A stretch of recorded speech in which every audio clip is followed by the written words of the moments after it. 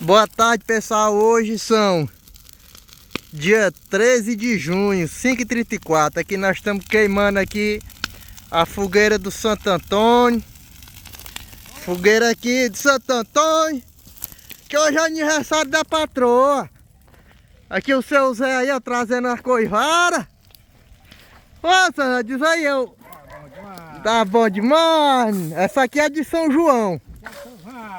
Aquela ali é de Santo Antônio. Vai demorar uma coisinha. Agora chegou o menino com as abelhas. Faz fumaça aqui não, rapaz. Matar o maribondo lá, bora. Vai lá matar o maribondo. E agora aqui é a patroa que tá completando o ano.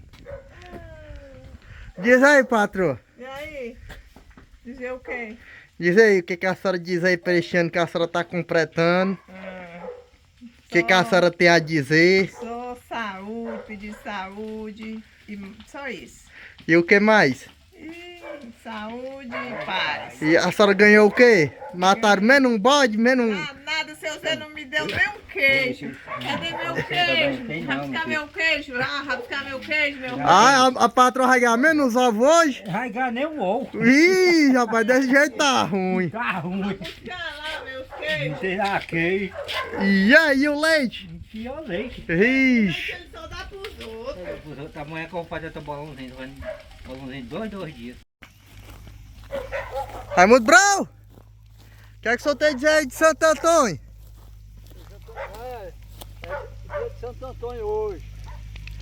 Feliz aniversário. Quem era a fogueira de Santo Antônio? Dá um feliz aniversário aí pra patroa.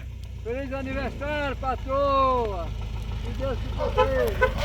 Seu Luiz Braga, nosso gol! Os homens duros! Nome duro. Viva Santo Antônio, meu filho.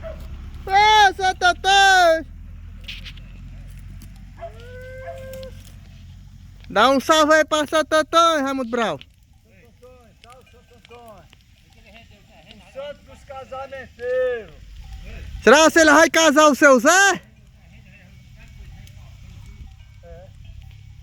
Talvez. Ei, Raimundo Brau. Ei, Será que ele vai casar o seu Zé? mas seu Zé não pode casar não. O seu Zé tá amancebado. Yeah! Amancebado, isso que ele é. Rapaz. O pessoal dizer, seu filho é amancebado. Viva Seu Zé, viva Santo Antônio.